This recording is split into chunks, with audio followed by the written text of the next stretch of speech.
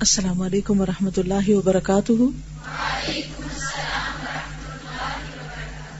نحمده ونصلی علی رسولہ الکریم، اما بعد فاعوذ باللہ من الشیطان الرجیم، بسم اللہ الرحمن الرحیم، رب اشرح لی صدری ویسر لی امری واحلل عقدۃ من لسانی یفقہوا قولی۔ فصل 31، توبہ کا دروازہ کھلا ہے۔ یعنی ماضی میں جتنی بھی غلطیاں ہو چکی ہیں، کیسے بھی گناہ ہو چکے ہیں، کوئی بھی کام جو لوگوں سے چھپ چھپ کر غلط کیے ہیں اور جن پر اللہ نے پردہ ڈال دیا ہے، جنہیں اللہ کے سوا کوئی نہیں جانتا، ان سب گناہوں کو اپنے دل پر ایک بوجھ کی طرح نہ رکھے، بلکہ کیا کرے، اس بوجھ کو اتار دے۔ اور اس کے اتارنے کا طریقہ کیا ہے؟ توبہ، اللہ کی طرف رجوع، اللہ کو راضی کرنا۔ کیونکہ اگر اللہ راضی ہو گیا سارے مسئلے آسان ہو گئے، اور اگر وہ راضی نہیں اور ساری دنیا بھی راضی ہو جائے اور خوش ہو جائے ہم سے تو کوئی فائدہ نہیں۔ گناہوں کی ایک سزا یہ ہے کہ بندے کو اس کے گناہ دائرہ احسان سے خارج اور محسنین کے اجر و ثواب سے محروم بنا دیتے ہیں۔ محسن ہونا صرف اس بنا پر نہیں ہوتا کہ انسان نیکیاں کرتا جائے یا بڑے بڑے کچھ کام کر لے، بلکہ محسن وہ بن سکتا ہے اور محسن کے دائرے میں وہ رہ سکتا ہے جو گناہوں سے بچے۔ تو گناہوں کی ایک سزا کیا ہے کہ انسان محسنین کے دائرے سے نکل جاتا ہے اور ان کے اجر و ثواب سے محروم ہو جاتا ہے۔ بندے کے قلب میں جب احسان جاگزیں ہو جائے، یعنی جڑ پکڑ جائے، تو وہ اسے معاصی سے روکتا ہے، یعنی انسان گناہوں سے بچنے لگتا ہے۔ ایسا بندہ عبادت اس طرح انجام دیتا ہے گویا اللہ اس کے سامنے موجود ہے۔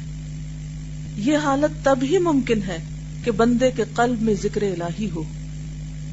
اب اپنی کیفیت کو جانیے، کیا واقعی آپ کو نماز میں ایسا محسوس ہوتا ہے؟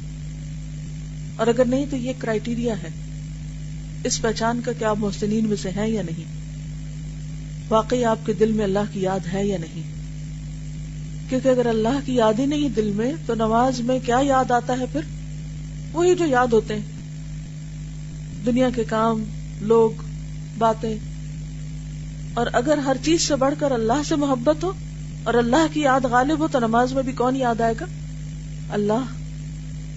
یہ حالت تب ہی ممکن ہے کہ بندے کے قلب میں ذکر الہی ہو، اس کی محبت ہو اور اللہ سے خوف کا اس پر غلبہ ہو، تاکہ وہ خیال کرے کہ اللہ تعالیٰ اسے دیکھ رہا ہے۔ یہی وہ کیفیت ہے جو بندے کو معاصی کے ارتکاب سے باز رکھتی ہے، بلکہ ارتکاب گناہ کے ارادے تک سے اسے دور لے جاتی۔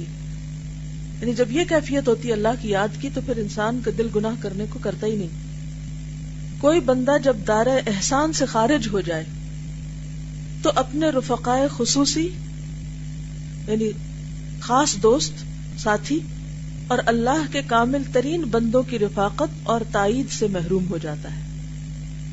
یعنی جب انسان دائرہ احسان سے نکلتا ہے تو کیا نقصان ہوتا ہے کہ اللہ کے خصوصی بندے اور خاص دوست، ان کی رفاقت چھٹ جاتی ہے اس سے۔ باوجود اس کے اگر اللہ تعالیٰ اس قسم کے کسی بندے کے لیے بھلائی چاہتا ہے تو اسے عام مومنین، عام اہل ایمان کے دائرے میں برقرار رکھتا ہے، یہ کچھ نہ کچھ خیر کے کام وہ کرتا رہتا ہے۔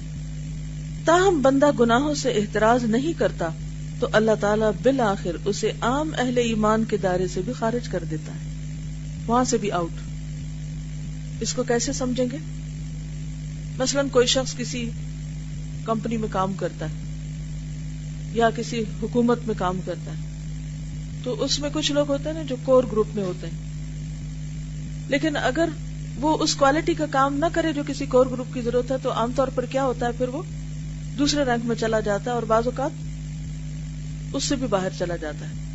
ایک اسٹوڈنٹ اگر اچھی پرفارمنس کر رہا ہو تو اس کا مقام اور ہوتا ہے، اور اگر وہ لیزی ہو تو اور ہوتا ہے، اور اگر وہ فیل ہو تو پھر اس کلاس سے باہر ہو جاتا ہے۔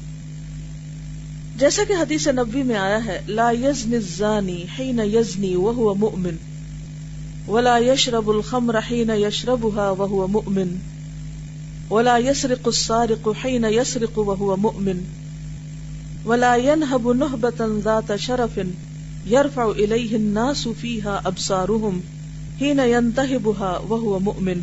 ابن ماجہ. زانی زنا کے وقت مومن نہیں رہتا، اور شرابی شراب نوشی کے وقت مومن نہیں رہتا، چور چوری کے وقت مومن نہیں رہتا، اور لٹیرا ڈاکو جب ایسی چیز لوٹتا ہے جس پر لوگوں کی نگاہیں اٹھتی ہیں تو اس وقت وہ مومن نہیں رہتا.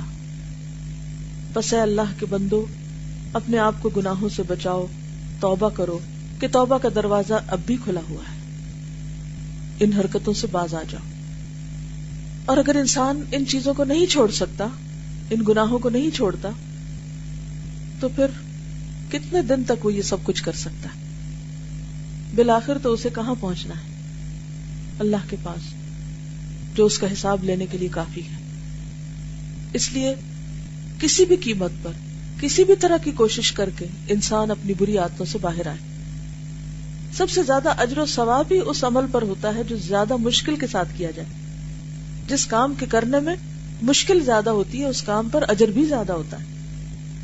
اگر کوئی بری عادت چھوڑنے کے لیے مشکل ہو رہی ہے تو اس کے لیے اتنی زیادہ محنت کریں جیسے لوگ اپنے موٹاپے کو کم کرنے کے لیے سخت قسم کی ڈائٹنگ کرتے ہیں، سخت قسم کی ایکسرسائز کرتے ہیں. سبحانک اللہم و بحمدک نشہد ان لا الہ الا انت نستغفرک و نتوب الیک. السلام علیکم و رحمۃ اللہ وبرکاتہ.